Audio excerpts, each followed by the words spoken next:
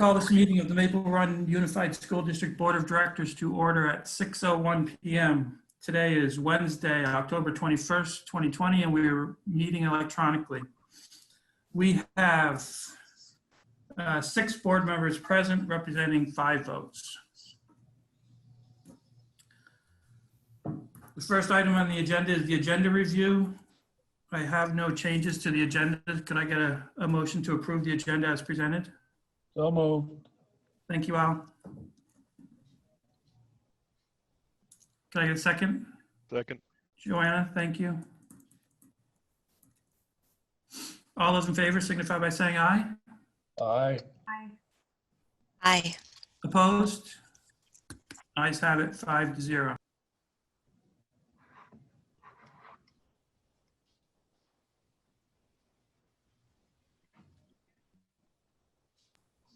Muted me. Okay, please join me for the Pledge of Allegiance. I pledge allegiance to the flag of the United States of America. Republic for which it stands, one One nation, nation, under God, under God, indivisible, with liberty and justice for all.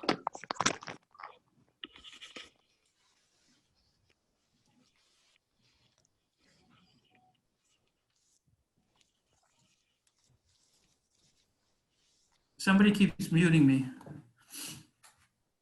Okay. Yeah, sorry, it was me.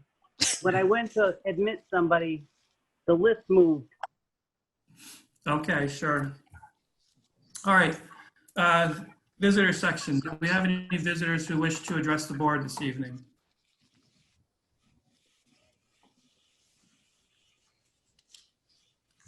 If you want, you can put a message in. There's somebody in chat, I think. Zach. Hey everybody, Zach Scheffler here. I live in St. Albans City.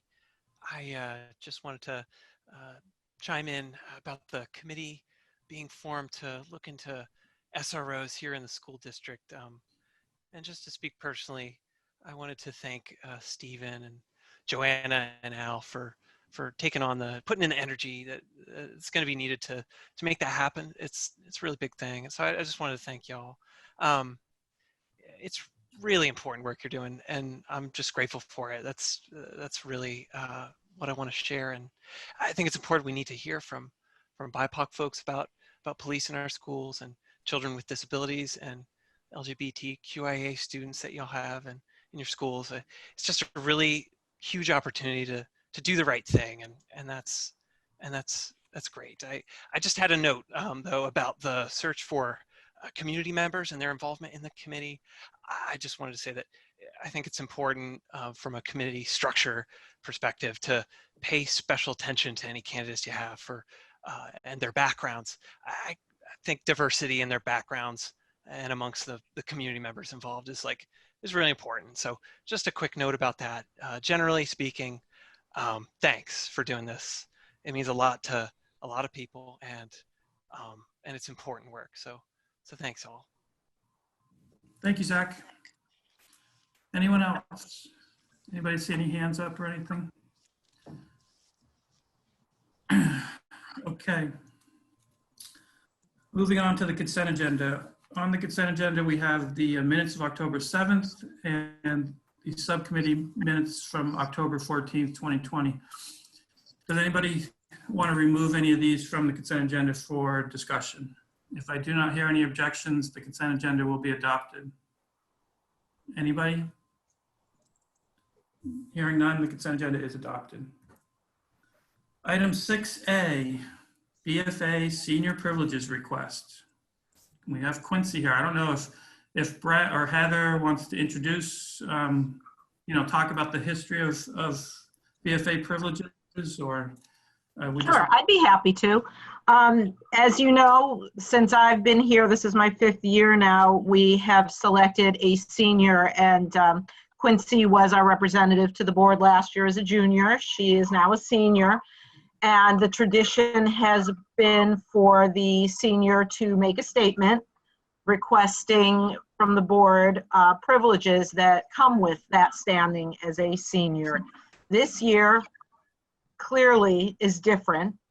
So we have had to do some creative thinking around what a safe, senior privilege might look like, and going off campus for lunch did not seem to be an option that meets those criteria. So we thought, and the students voiced their opinion, that a late arrival or early dismissal might suffice.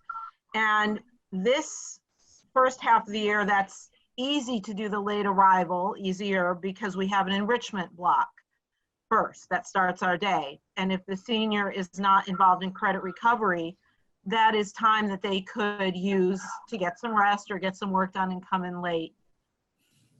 With a change of schedule over the second half of the year, starting with first period, it might make more sense to be flexible with a late arrival or an early dismissal, depending on that senior schedule. So if you don't have any questions for me, I am going to turn it over to Quincy. It's all on you, Quincy. Thank you.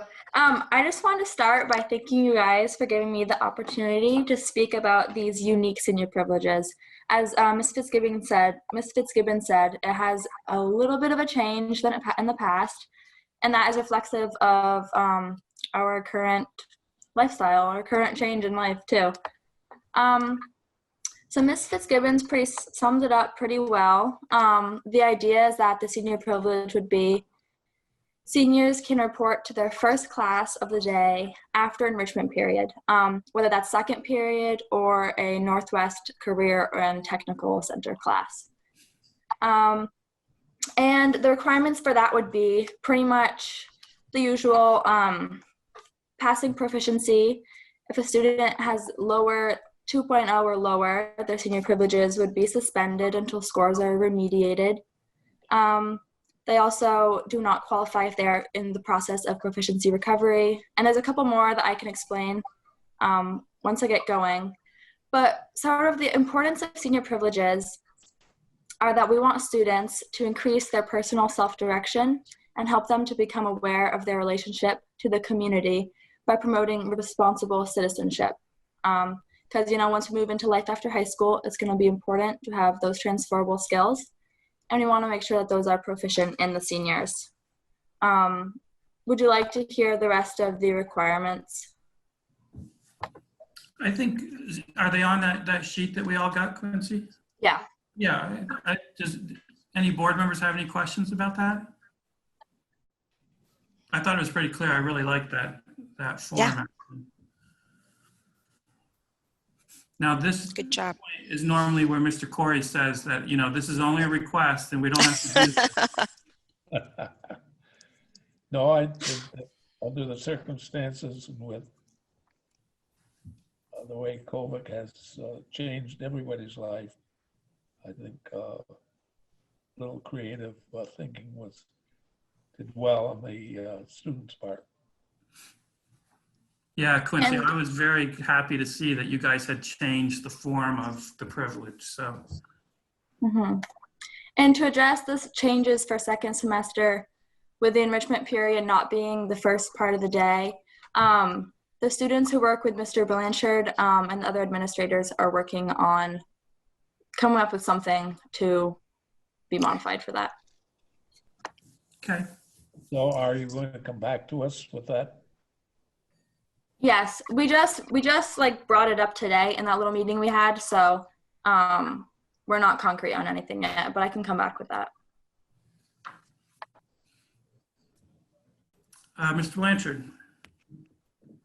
Just getting to know Quincy, I think she is a great student representative, and just ask the board to entertain having Quincy back to speak about more than just senior privileges at some point. I think she could give a good vantage point to what's going on, understanding we have a pre-K through 12 system, but personally, as we kind of expand student voice, I already know that she's thoughtful, she's community driven, and I think she'd do a great job almost answering any board questions, not to set her up, but just food for thought. Yep, good idea. And before somebody else jumps in, she's representing Fairfield crowd. So All our kids. Great job, Quincy. I knew that would come up at some point, so. I move we approve senior privileges with the caveat that they'll come back to us and tell us what they're going to do for the second semester. Good, thank you, Al. Second that. Joanna, thank you. Any further discussion? The senior class will not be mad at you, Quincy. All those in favor, signify by saying aye. Aye. Aye. Opposed? Ayes have it, 5-0. Thank you. Thanks, Quince. Okay, item 6B. This will not be as good. Kevin?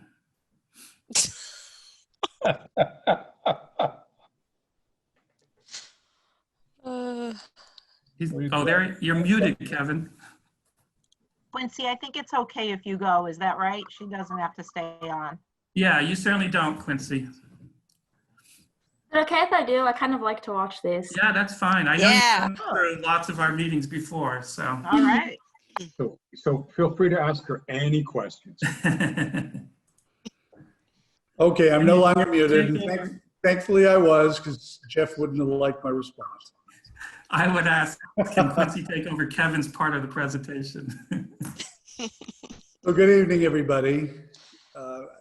I believe my COVID-19 update will be a bit shorter today, as things are at the moment going fairly smoothly in the district. We, as you know, started out fine in the hybrid model.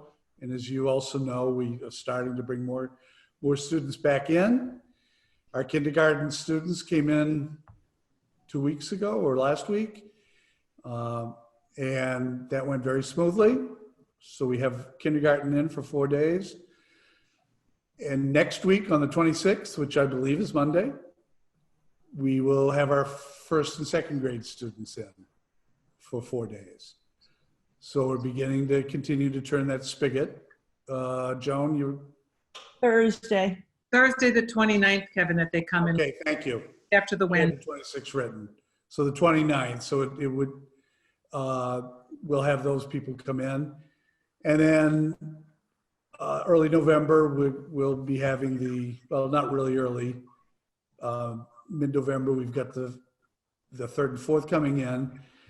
And we have discussed and pretty much decided that given the changes in the guidelines that have become a little bit more liberal around distancing, and only around distancing really, we up to 6th grade now, we are looking at adding 5th and 6th grade to 4 days a week. I haven't communicated that date yet, though I would say right now that I'm pretty sure it's going to be after the Thanksgiving break, but that hasn't been completely set, and it should be over the next couple days. From then on, we'll play it by ear. I would predict that we're not going to see major changes in the guidelines at that point, especially given what we're seeing nationwide right now, but one never knows. We'll take it as it is. But as I say, the good thing is that things are going well now. We're prepared for cases. As we know, there have been cases in 5 or 6 different school districts, and those went as well as possible. And the Department of Health were good partners with all of those people. They generally didn't have to close schools because of it. And it's been successful. So if something does come up here, we're feeling good that we can be equally successful if and when something happens. The one issue right now that is on everybody's minds is around sports, specifically winter sports. And there's no answer to that right now. I believe they're talking about a possible November 1st date of having that information out. But there's a lot of debate going on, especially given what happened in Montpelier with groups of hockey, mainly adult, but student hockey participants, on whether indoor sport, excuse me, indoor sports such as basketball or hockey can be done this year, at least starting out. And there's no answer to that right now. There's a debate going on and discussion, and we'll know pretty soon where they are with that. That's basically what I have right now. We're moving along, and we're feeling pretty good as of today on where we are. Okay. Thank you, Kevin. Any board members with questions? Alicia? I have a question. Yeah, I just wondered if how subs have been going, how staffing has been, and just things like that. Are people calling out? Are people quarantining? Are we able to cover that? What's that been looking like? I guess just saying yes won't be an answer, huh? It's a little bit of all of that. I call our staffing right now as fragile. We pretty much have it at this point, Alicia, but I believe substitutes and support staff are going to continue to be an issue. And especially if we do get a case, because if we get a case, then we're going to have to look at what that means relative to quarantining. And if the teacher needs to be quarantined or other staff members. So the answer right now is we're making it work, but it is somewhat fragile. As far as people calling out, they're really not calling out much at all. But they are following our guidelines too. And some of those guidelines is around if you're ill, if you're sick, if you have the sniffles, if you have a headache, we ask you to stay home until you don't. And they're following that too. So as we run into flu season, we'll see how it goes. Graham? Yeah, I feel like at this meeting, we're often focused on logistics and the experience. Do you guys have a sense for how the students are performing academically? If they're being as successful as maybe we had hoped with this system? We're finding students are being as successful as possible under the circumstances. I don't think I would find a person that would not say that those people who are doing what we used to call the hybrid, and in a way it's still a hybrid, but it's 4 days. Those people who are in person are getting a better education, a stronger education with that person-to-person touch than are fully remote. But having said that, Grant, I would also say that our fully remote as of October 21st is 500% better than our fully remote in April. So we've learned a lot. We're doing better in those cases, but we're doing the best we can on it. And we're hoping as we keep moving along that we'll have more and more students who see that it's okay, it's working, the protocol's in place, and they'll consider more students coming back in. Thanks. Joanna? I have two questions I think for the principals around if they could talk to us about what does it look like when a young person maybe has some symptoms, right? They have to stay home. And then maybe they've even been asked to stay home for more than, just the day. In terms of what does that look like in terms of absences? And if the students are able to get online via, Zoom, I guess more so in the high school than in the elementary schools, and are these absences being counted against them? You have some principals that like to, Brett? Like Angela, Sure, Brett, I guess. John, any of you? Yeah. It's interesting, the whole issue of absence. Let me start with that, because If you are sent home because you're ill, it's absence excused. Some people want us to mark the student as present if they are at home on Google Meet and not in person where they should be. Let's take that example. We can't mark them present because they're physically not present. However, it's absence excused. And in terms of counting against them, you know, since Carnegie units are done, really, it depends how that looks. It's the absence unexcused that's the biggest issue. And that's what Heather and Matt especially are constantly, I think it's daily, Heather can speak on it, I think it's a daily meeting to try to get, you know, some students up and going, we'll call it that way. But in terms of absences, there's too much emphasis by some people on that issue. Absence excused, your absence excused, it doesn't count against you. And I think one of the things that I would like to see us help shift the culture and understanding is absence isn't meant to count against anyone. It's not a punitive measure. All it really is a reporting method. We have to report to the state. We're accountable for those numbers. And of course, we're looking for trends. I mean, if you're absent a day, excused or unexcused, it's not a problem. And we're not looking to get anyone. We simply want to keep our eyes out for students that are missing a series of days, because that tells us that they're going to need our support.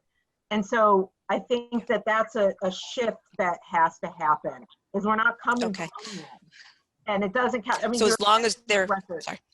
And your attendance record doesn't follow you anywhere. It's not going to your college, your university, your job.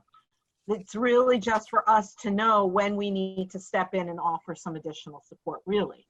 Okay. So as long as they're meeting the proficiencies, there's no consequence. There's no issue. I mean, that's what it's about. Of course, if they start reaching 20, 25 absences, we may need to pull in some other resources. But no, there's no repercussions, or you're not penalized for that. Right. Yeah. There is the default penalty, if you will, not showing up for an 80-minute class. It's a natural consequence. Yeah, it does. Right. And that's what, I like that. It's a natural consequence. There's not the other piece. And, you know, I know administratively, there's been a lot of creativity to try to get kids back into school that since March, you know, we're out of school, and there's all sorts of very difficult life circumstances. So that's absolutely the way we approach it, as Heather said, is how do we get the kid back? How do we work out the best we can? And it's an unfair world that if there are some freshmen that we can't get a hold of, if you are under 16, sometimes there can be some different consequences to get you there, but that's not the way we approach it at all. Yeah. So, if that answers it. Yeah, great. Thank you. And parent-teacher conferences will be going on soon, remotely, I assume? Okay. Thank you, Kevin. Item 6C is the construction update from Bill. Thanks, Jeff. I thought I'd do the same thing that I did last time, and Brenda's gonna put up a slideshow for us to just look at some pictures. As she's doing that, I'll kind of talk in the background. Thanks, Brenda. Brenda, can we go all the way to the first slide? Great. That's great. So Fairfield right now is really on schedule. And Brenda, as I talk, you can just go to the next one when you want to here. We've done a lot at Fairfield, and I know this doesn't look like an exciting picture, but I thought it was a good one to kind of start out with, because in both projects, there's been so much done behind the walls that you can't see. You know, probably 80 to 90% of the expense is what you can't see. And at Fairfield, the big pieces were electrical and fire alarms. And we went, the reason I had the shut-off box out there by the sugar house is to show we had to put a whole new service in all the way into the building to meet code. So we had a lot of code updates that had to be done. We still have some more that luckily Derek Madden helped us with a grant for the HVAC, which will be going on later on this year. That's in the existing building that wasn't part of the project.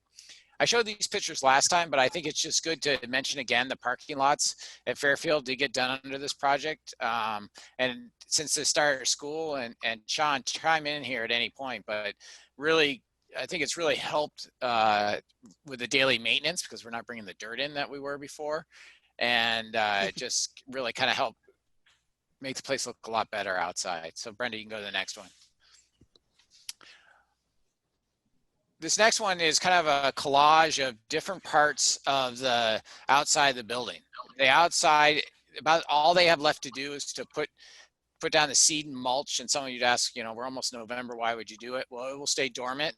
It's going to be set so it doesn't flow off with any erosion. If it does, they'll come back and fix it.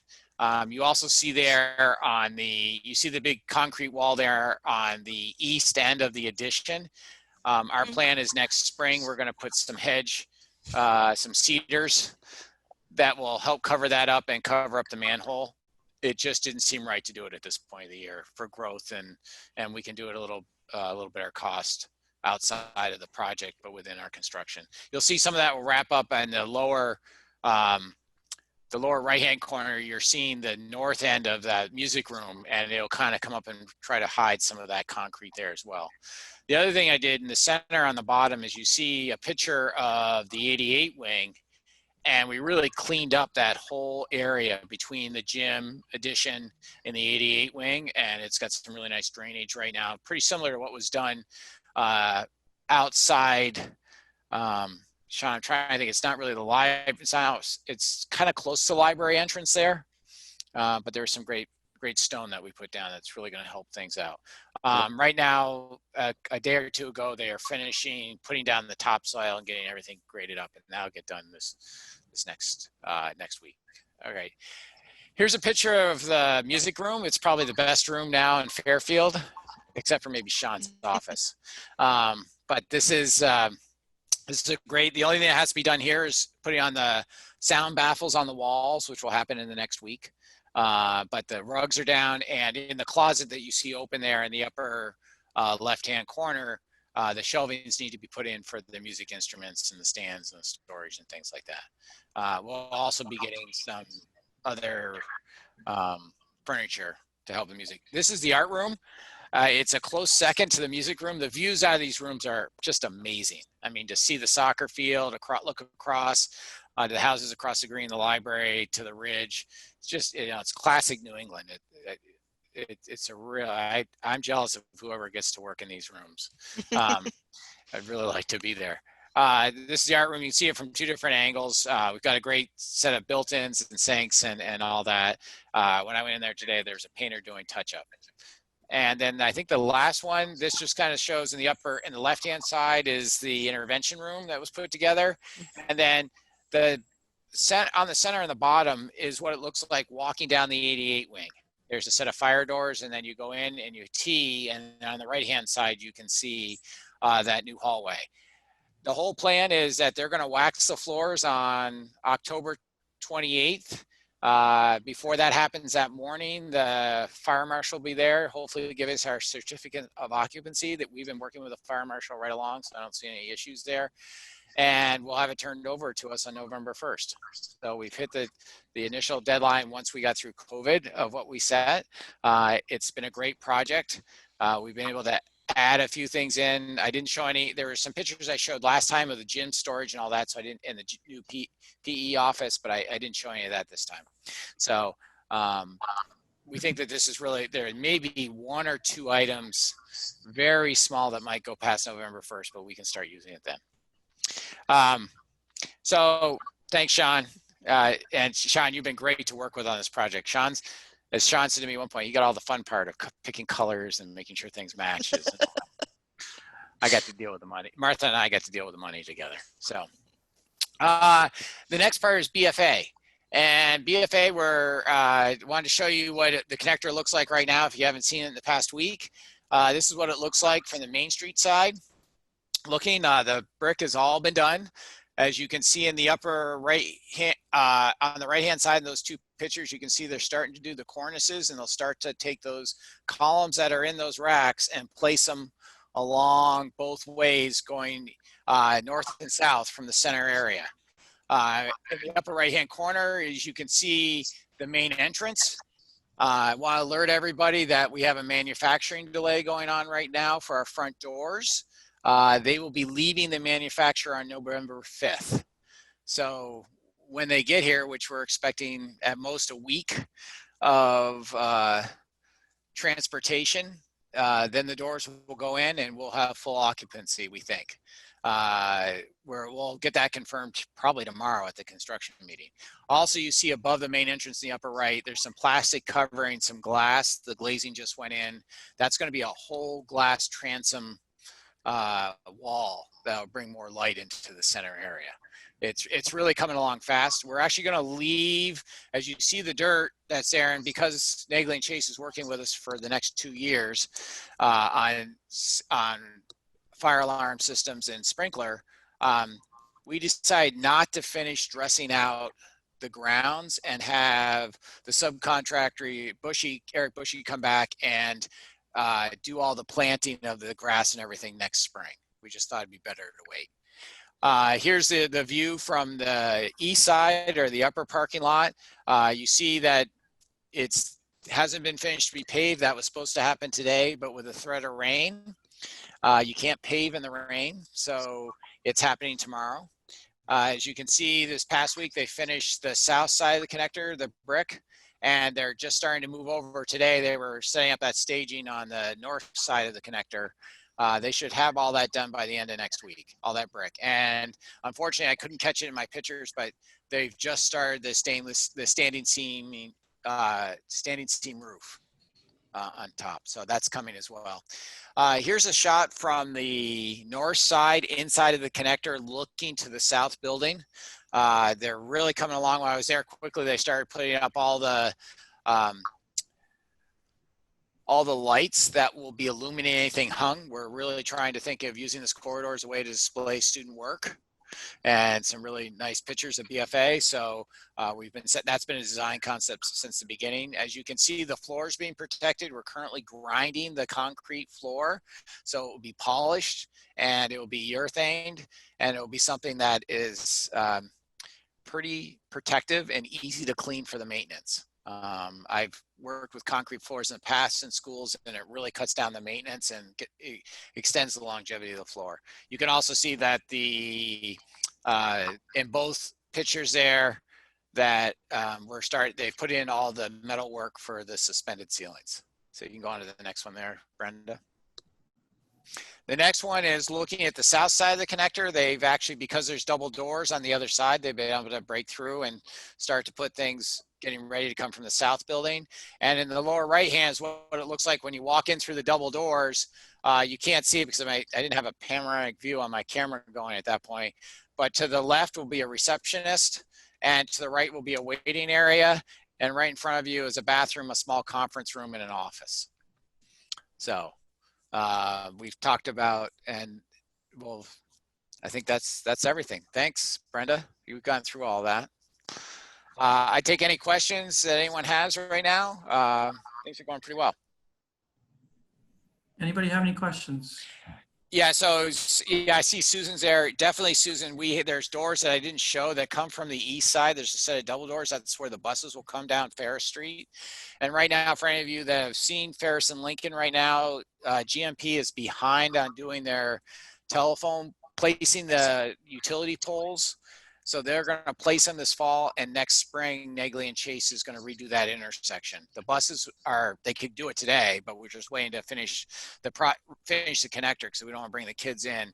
They will come down from Barlow Street all the way down Ferris, come in around the back loop, and go back up to Barlow Street. It's a loop that our elementary buses do every day. They're on those same streets. And so that's right. And we have double doors in the back, and there's cameras able to release them from the receptionist desk. There's a lot of electronics going on. It's a pretty complicated reception desk, actually, because there's so much electronics for controls and being able to view things. How many buses will be headed down Ferris Street each day? It'll be Do we have four. any idea? It'll be four. We have 4 high school buses. And then any city school buses coming down? Yeah, we have city schools. I don't know what the count is that are actually on Ferris every day. Alrighty, thanks. I have a question. Hey, Quincy. So our Interact Club, we have $10,000 in grants for an outdoor lunch or eating area. And I was just wondering if anyone could input and where they think we might be able to set that up and do that. So Ms. Hodgman actually told me about that last year.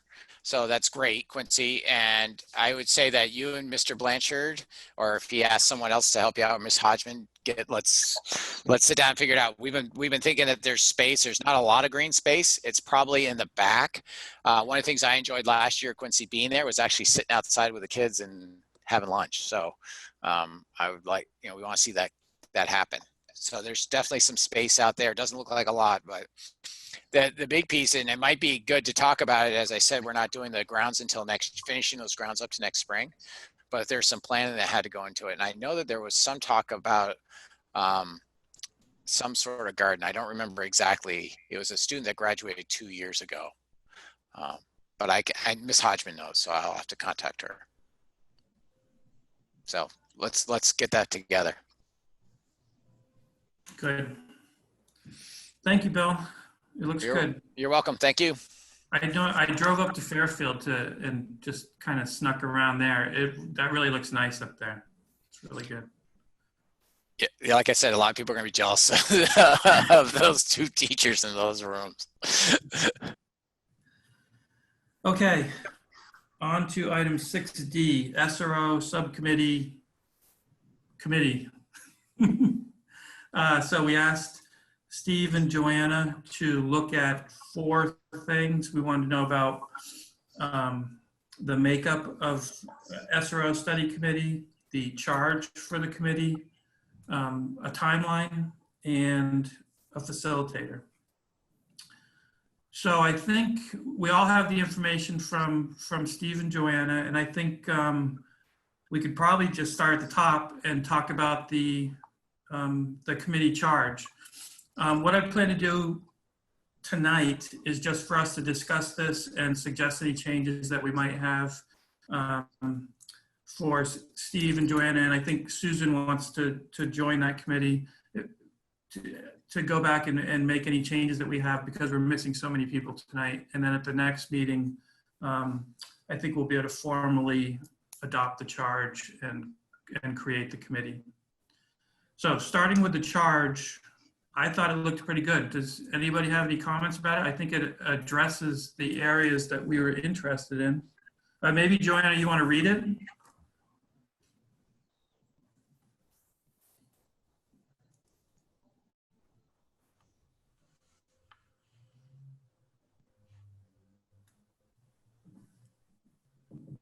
Or I can if you don't have it in front of you. You're muted.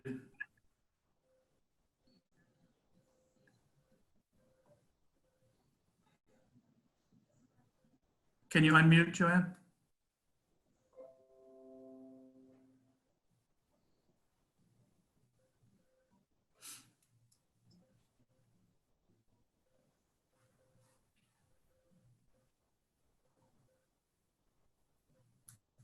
Give me a thumbs up if you want me to read it. Okay. Okay. Their proposal is that we charge the SRO Study Committee with. The SRO Study Committee is charged with developing a well-supported, fact-based recommendation regarding the school resource officer position in the Maple Run Unified School District.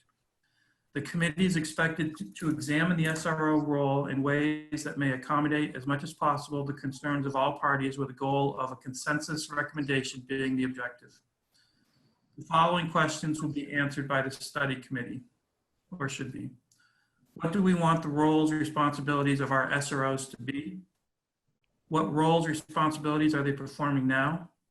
Are these roles and responsibilities being met as we would like them to be? Who else could fulfill these, and or how else could these roles and responsibilities be met? And what is the recommendation as to how the role responsibilities deemed necessary are to be fulfilled? Thank you. Sorry, I couldn't get back to the video, but I'm on now. Okay. So like I said, I think that addresses what we've talked about. Any comments from board members? Al? No, it looks good. Okay. Alicia, Grant? I think it's good. If we are not approving it till next month, I just worry the timeline will be tight for selection and getting people to meet in time. So I just wonder if maybe we want to put a little flexibility in that. But I think I like that the impetus is now to have the conversation start meeting and having those it's good, but I want to make sure that we allow time for the applications to come in too. I totally agree, and I think we'll talk about the timeline. That's the one area that I have a problem with. I think it's very aggressive. So, are we going to talk about who's going to see the applications or how that process is going to work? Or I didn't know. Yep. Any other questions about the charge? Grant? I just had one comment. I think those are great questions, and I think those are the right questions. What kind of support is there going to be for the committee in terms of getting the data they need in order to answer those questions? One of the first things in there was that it's, a fact-based study. So is the committee on their own to be going out and doing that research, or do they have support from like the administration, or where do they get that information? Well, they'll have support. Sorry, did you want to, Jeff? No, go ahead. Okay, they'll have support from each other. They'll have support from a facilitator, and they'll also have support from the board. But they'll be able to reach out to people within the community, experts in the community, in our local community, in the larger community, to also get their hands on this data. And there's the internet as well. So there will be work for these study committee members to do, and that's actually something that I'd like to add to that application grant. There's a couple of things that I'd like to modify, but that would just be letting people know what their roles and responsibilities would be as committee members. Number one, how many hours they'd be putting into it, and that it is a working committee, and that they would be responsible, for this work. I think that's a good point. You don't just want someone that comes in with an opinion. Right. You need someone that's going to come in and hopefully form an opinion. Exactly. Through the process. Gathering and through the process, yeah. Yep, perfect. Susan. So I just wanted to say I appreciate Zach's comments earlier, because again, I've said this a couple of times, I think it is really important that whoever is on this committee is open-minded, and that we're really taking in all of the information and being able to come up with some opinions based on what we learn, versus coming in totally set, having our mind set, whether we are totally for SROs or we're totally against SROs. I think it's just going to be really important, again, that we come in with an open mind. Mm-hmm. So yeah, and so I feel like we addressed that when you look at the questions in the application. That was very purposeful. That's what I was going to say. If we're okay with the charge, we can move on to the makeup of the study committee. And I think that the application form that Steve and Joanna did is great. We just have to make sure that people, are thoughtful when they fill them out. But I thought it was great. Thank you. So the makeup of the study committee is recommended as 4 parents, 3 students, 4 community, and 4 staff. And my only concern with that was if it was a little bit too unwieldy, or, maybe we want to say, 3 to 4 on things. I don't know what kind of commitments we are going to get from people. What do other people think? Or maybe Joanna, you can tell about what your discussions were. Yeah, I think Our belief was that it is a pretty personal and hot topic. And so we think that there are going to be plenty of people who are going to be interested and invested to want to be a part of the study committee. One thing that I would, one of the changes that I did want to make was not having 3 students. I think that if we want to do 3 across the board, we could do 3 across the board. But either way, I think that students should have an equal representation. And yeah, I'll just say that. We had talked about making sure that there was an odd number, you know, just in terms of voting, you know, afterwards. But in reality, we're really looking for, not that there will be 100% consensus, but that we were looking towards consensus, you know, that a group is making a team decision. Yeah, if you're at the point of a tie, it's probably not working right. Right. Are we limiting students to high school students, or is there an age? I wouldn't. Could be anybody who's interested. I think it, you know, we could talk about developmental appropriate ages, but I don't think that it should be limited just to high school, no. Go ahead, Al. Well, the only issue that I have is that the committee should understand that they're advisory. Yes, they know that. Recommendation is stated right on there, Al, for sure. And they know that well, they will know because they'll be told that the board makes the final decision. Yes.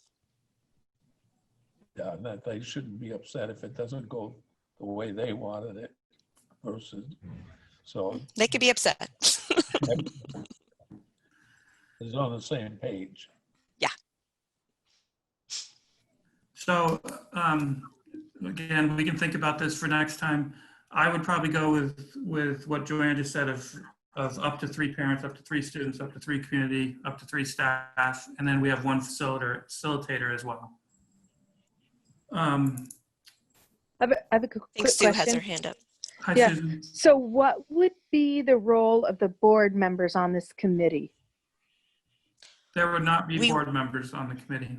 Okay, okay. So board members could attend the meetings and continue to educate themselves because as there'll be open meetings, but it didn't seem appropriate for board members to be on the committee. Okay, good. All right, just clarifying. Thank you. And another thing I liked about the charge that Joanne and Steve wrote is it refers to like what are the current roles and responsibilities, and they're going to be reporting back to us probably on a monthly basis. So there's some education aspect there that will be going on for board members as well. So if everybody's okay with that, we can then move on to talk about the timeline. Grant has his hand up I've got too. one comment, Jeff. Oh, who, Grant? Yeah, I saw in I think I'll call it a charter. There's a monthly report out to the board from the committee. Do you have a sense for how frequently the committee would be meeting, you know, in order to provide that report out? And is that the right level of board oversight, or would it make sense to have like a board liaison that could, you know, stay and help focus? Yeah. So there is a facilitator. So that will be the facilitator's role in terms of, you know, supporting the group, managing the group, making sure that they're staying on task of, you know, for the charge. But in terms of how often the committee will meet, and I'm completely open to talking about the timeline too, Jeff. I'm not in love with it. But we said a minimum of 5 meetings just because we didn't want there to be anything less than that. But this committee might choose, the silver lining of COVID is that this committee might choose to meet weekly. People have more flexibility meeting this way, right? So people are less concerned about weather, driving on the roads, driving at night, you know, what have you. And more people can fit in an hour meeting, you know, virtually than they can by physically being somewhere. So I think that the meetings could be weekly, but it's a difficult time of year. You know, in terms of timing, you know, November, December, January is tough. Yeah. And I think initially, Jeff, when we were talking about the timeline, I think that we were I think we were kind of stuck on having an answer for town meeting for the budget. And I think that later on, we realized that that wasn't necessary. Thank you, Martha, for shaking your head. But I think that's where we got stuck at first, to be honest with you. And I think we were just trying to be respectful of that process and try to have, and maybe how I'd like to modify that is maybe there's even an interim report that's even shared at town meeting, you know, some kind of community information at that point. And then we could, you know, reconvene, or the committee, excuse me, could reconvene afterwards.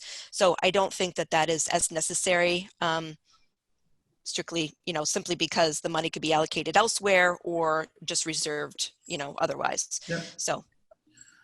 Yeah, so as far as the timeline goes, my suggestion would be that we don't put an end date on it. You know, I would like the committee to determine when they've done enough, you know.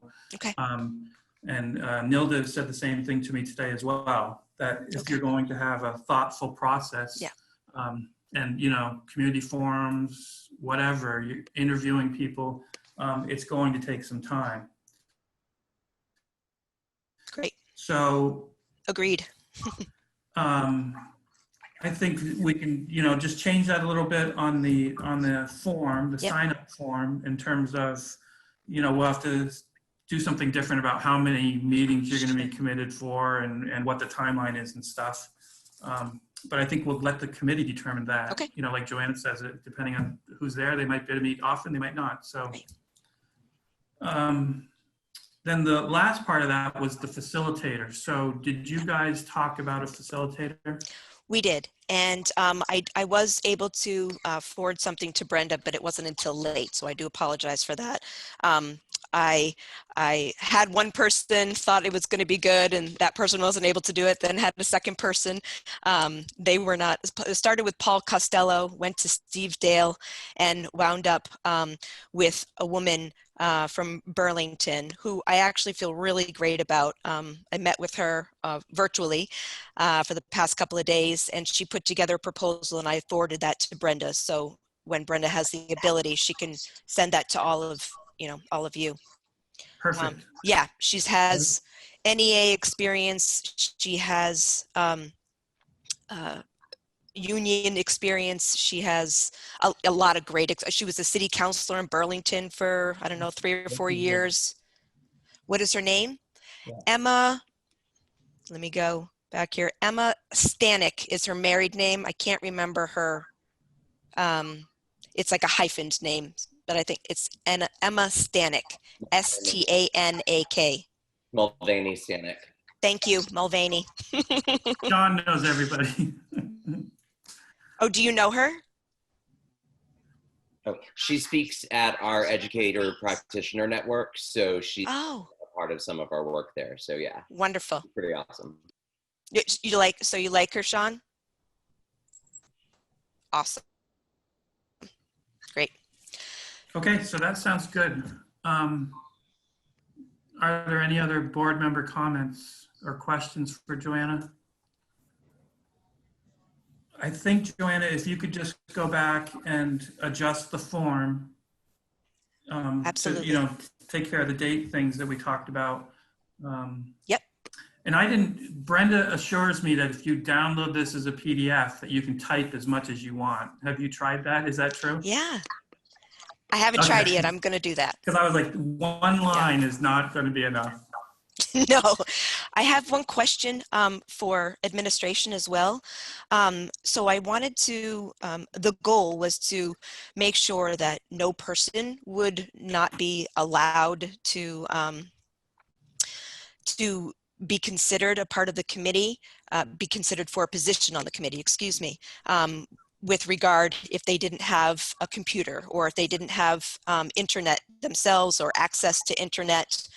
And so I wanted to know if you would be on board with if somebody was able to get to one of the school buildings, if they would be allowed to enter and utilize internet resources. And we could just choose one building if that was more comfortable or whatnot. So I just wanted to see, or we can do public library, I don't know, something, but I just wanted to discuss that just to make sure that people had access. And I'll try to answer that. I would Sure. be very uncomfortable having them go into a school building when we're telling people they can't go in. These are our guidelines. Yep.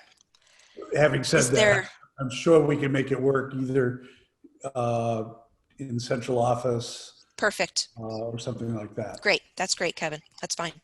Thank you. And I'm glad you brought that up because that reminded me of two things that we didn't talk about, which is getting people for the committee. So we need to figure out how we're going to advertise it, you know, and make people aware that we're doing this. Yep. We did talk about that. We talked about being able to clearly put it on all of the, well, email it to all teachers. Put it on all of the schools' websites, all of the schools, if they have Facebook pages, put it on Front Porch Forum. And then, what else did I say? You could probably do a letter to the editor for the messenger. Oh, yes, exactly. Put it in the newspaper. And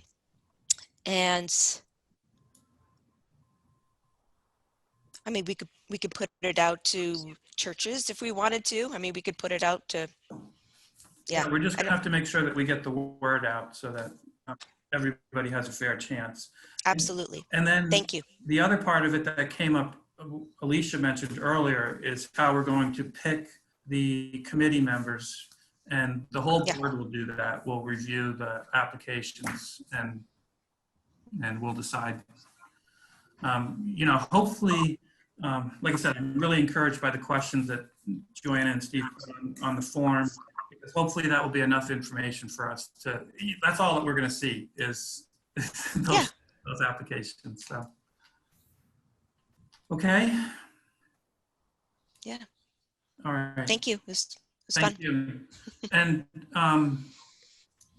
like I said, I think Susan did volunteer to help if you wanted, but I think really we just have the form to change probably, and we'll be ready to go. Item 6E, superintendent search. Okay, that's on me if I can find stuff here. So there's a couple things that we need to do tonight. I'll just give you a quick update that we posted the job opening not quite 2 weeks ago, I think, but close to that. And tonight we need to determine who is going to review the applications and who is going to be on the search committee. And we also need people to check references. So, and Jeff, I might clarify that by saying we don't really have to say who is going to be on the committee, but the representation. Right, we won't know. So we'll talk about, again, just like with the SRO study committee, what is the makeup of the search committee, which is the people who will interview the candidates and present 2 or 3 of them to the board. My suggestion on that, if I start with that, is that the search committee would have 2 board members, 2 building administrators, 2 professional staff members, 2 support staff members, 2 parents, community members, 1 central office administrator, and our friend Brenda, since she's the one who has to deal with the superintendent all the time. That comes out to be 12 people, which I think is not a bad size. So moved. we can just set it. So if everybody's in agreement with that, I think that will work. And then tonight we could pick the 2 board members, and then Kevin will reach out to administrators and staff, and we'll post again, like Joanna just said, for the SRO committee on Facebook and on our websites and stuff, the openings for the parents and community members. I heard from Nilda and Jack that they were interested in doing this. I didn't know if anybody else was as well. Okay. I'm interested, Jeff. Okay. I mean, because I'd be willing to go up to 3 board members. Joanne is raising her hand too. I think that's fine. Joanna too? Well, I'm not speaking for her. I saw her hand up. What's the role of the board members that are not on the selection committee? Well, our role, Grant, will take place after the initial interviews are done. So the search committee will interview the candidates that that are selected to be interviewed, and then they will decide on 2 or 3 people to pass on to us. Then we will interview those people, just the board itself, all board members.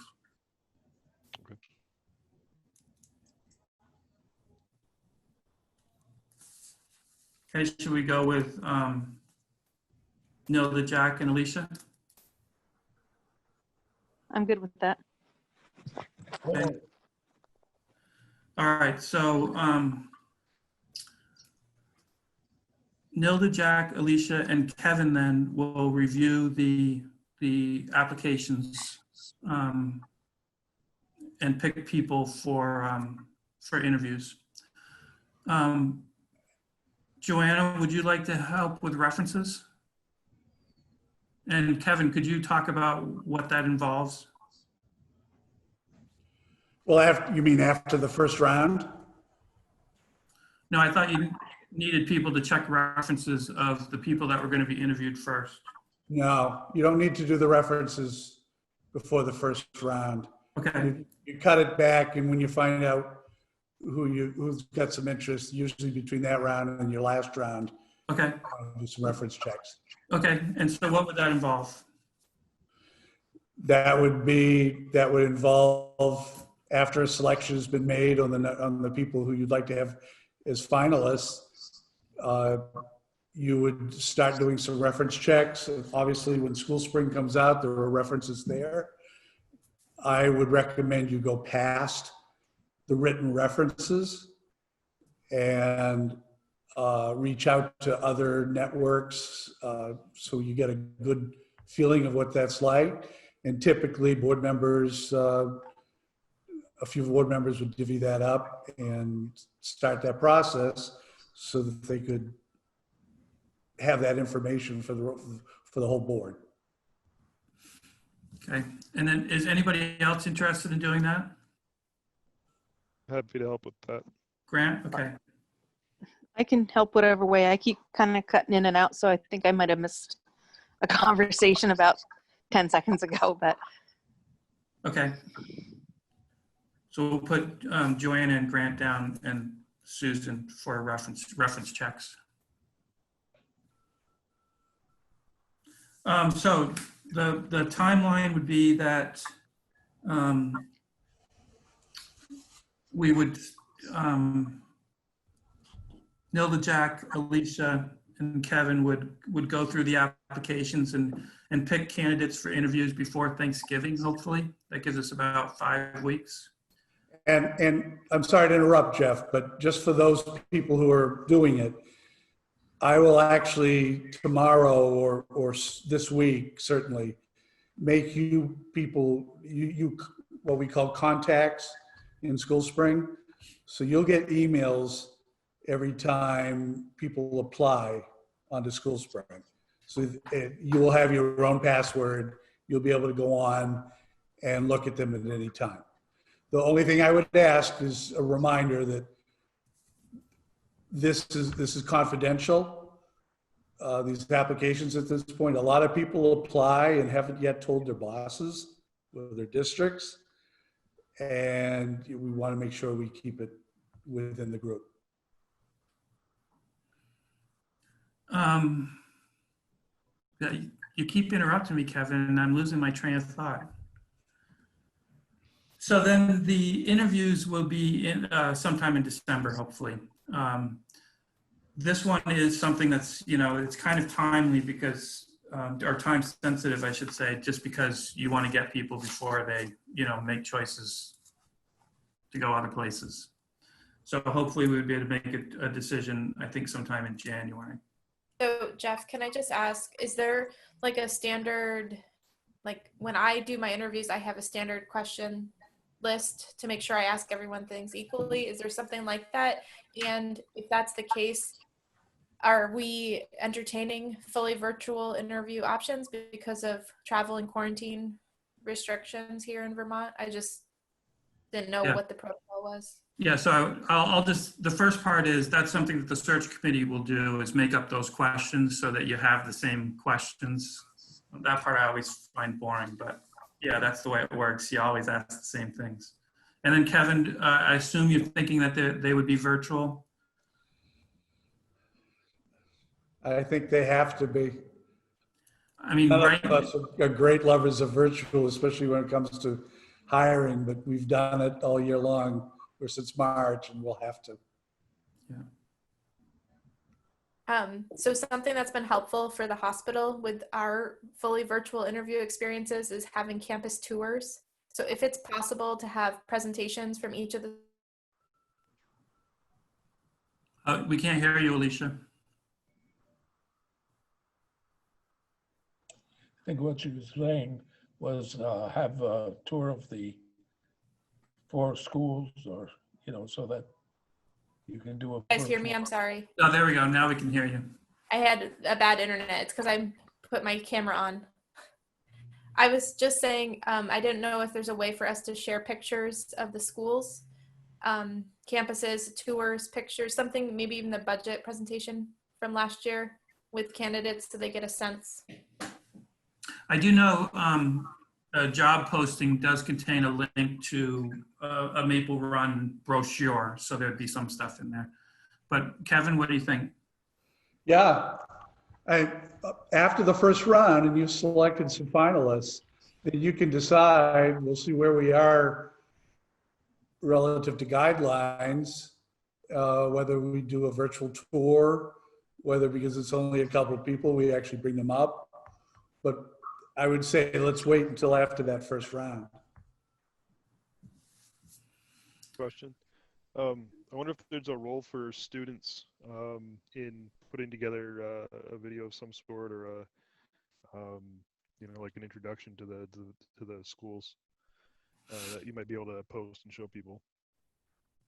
We can assign Quincy to it. Did she stick around? Yeah, she's here. Uh-oh. Okay. Are we set to move on? Did I miss anything, Kevin?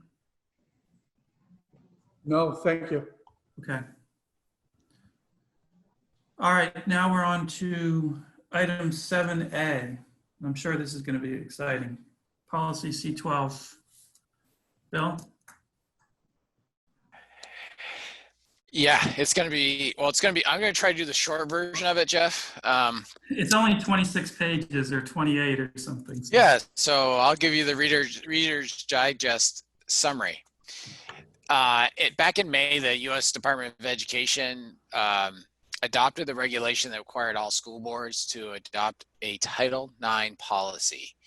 And it's similar, if any of you remember the adopting of the state of Vermont's hazing, harassment, and bullying policy, where it had lots of procedure in it. That's why there's 27 pages or 26 pages. And that you have to take it the way it comes from the U.S. Department of Education. You can't alter it to make it any less strict than what it is. It's put quite a process on it that the leadership team is working to implement. As I know from many colleagues across the state, everyone's working hard to do this. And we're in a point of implementing it. It gives us, when you think of Title IX, a lot of people think about equal access for genders, but this is really about sexual harassment happening on campuses. And many of you may have heard of some of what the U.S. Department of Education was talking about for making sure there was a thorough process that didn't jump to conclusions, is probably the best way to say it. So it's become quite litigious and quite process heavy. So we're working as a group, the leadership team. We've been working for 2 weeks on this and leadership team meetings on implementation. And on November 16th, we'll have all our personnel. Some of us have already been through the training. It's a one-day training through Visbit, but we'll have everyone through it so we can implement it fully at our schools. And we've already been acting as if we had the policy because the U.S. Department regulations that were passed in May put it into effect whether the board adopted it or not in August 11th of this year. And so the reason why the policy has so much procedure in it is because that's exactly what they wanted to do. They wanted to force the procedure on us. They wanted to force the procedure right down to individually how you investigate. So we really have very little room, and unfortunately for you as a board, you have very little room in being able to edit it. So it's one of those, you say, yep, we'll adopt it. It is my recommendation. Yep, we'll adopt it. So moved. Okay, I think, can we get a second? The motion is to adopt the required C12 Title IX sexual harassment policy, or actually to post the policy for adoption at a November meeting. right, that's what I was, sorry. Yeah. Second? I think you have Joanna was doing. Joanna, thank you. And then I saw that, so discussion now, I just saw that you made a few changes at the beginning, but they were just very small. Yeah, they were trying to just clean up some names and things like that. Or We have to taking out post independent school stuff because we don't have any of those. So yeah, so we were just cleaning a few things up. okay. Yep. Any other questions for Bill? Okay, the motion on the floor is to post the policy for adoption at our next meeting. Post policy C12 Title IX sexual harassment policy. All those in favor signify by saying aye. Aye. Aye. Aye. Opposed? Ayes have it, 5-0. Thank you, Bill. You're welcome. Okay, and then 7B, the VSBA meeting is coming up, the annual meeting, and there are 9 resolutions that were in your packet. And we can delegate somebody to vote for our district at that meeting. So I was wondering if anybody was planning on going to the meeting. And sometimes Jack goes, but he couldn't be here tonight. Jeff, do you know I'm here? Oh, Nilda, are you going to go to that meeting? No, Probably not. I don't believe so, but I'm here. Yeah, thank you.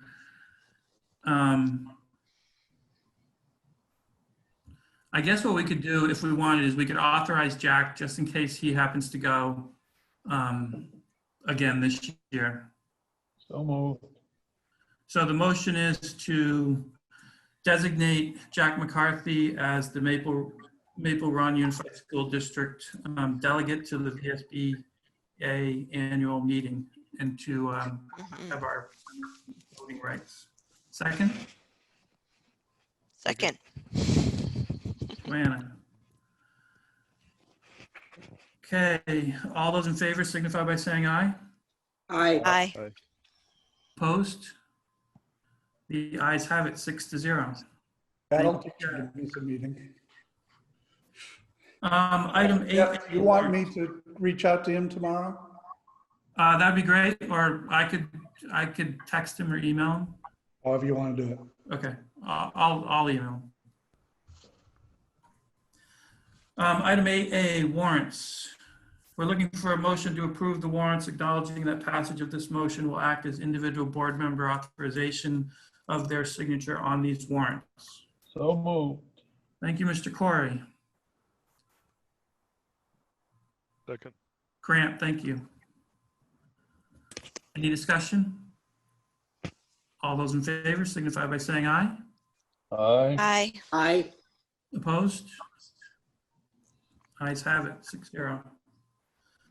Kevin, superintendent's report. Nothing further. Thank you. Any board announcements? I just have a clarification question, Jeff. So in terms of the facilitator, did we decide on, would we vote on that as well next time, or? I think so. Yes, so before the next meeting, we can look at the information that Brenda's going to send Okay. out, or apparently is attached to the packet now, maybe. Yeah, she did. We'll look at that and then decide on that at the next meeting unless something comes up. Okay. And does that That's fine. include her? Does that include her fee or whatever charge or her hourly rate or whatever too? It should include that. That information is listed as well. She said she gave 2 options Alicia, as to how I think it may be hourly, and then in terms of like a few different tiers. So I know she said she provided 2 options. Okay. Anybody else? Grant? Yeah, I have one comment. I want to say back in April or maybe even March, I made a comment something along the lines of you know, appreciating what the teachers and the staff were doing, you know, with the circumstances that were handed to them, and really looking to kind of make that a kind of a normal experience for the kids, something that you know, could become a routine. And I want to say that over the past couple months, at least you know, with my own kids in school and you know, within the community, I have seen that you know, that routine is taking shape. And you know, I just wanted to thank the teachers and the staff for making that happen. It's been great to see. Thank you. Jeff, I have something. Sue used to be the sports update person. Apparently now I'm a football mom. So BFA varsity got their first win against Rice last week. But the coolest thing is that Northwest Access TV has been doing a live stream. So we only get 5 tickets. So his grandparents have been able to go, his brothers have been able to go, and whoever can't go can watch it on TV. So it's a nice way to access and connect with that. And I think there are other sports that they're doing that as well. And it's been nice. Oh, we lost you, Alicia. Oh, sorry. I just said it's been nice. Yeah. Yeah, I've seen some of the football on YouTube. It's really good. Okay, agenda items for future meetings. I think we know what we're going to be talking about. New on the agenda for next time will be a negotiations update.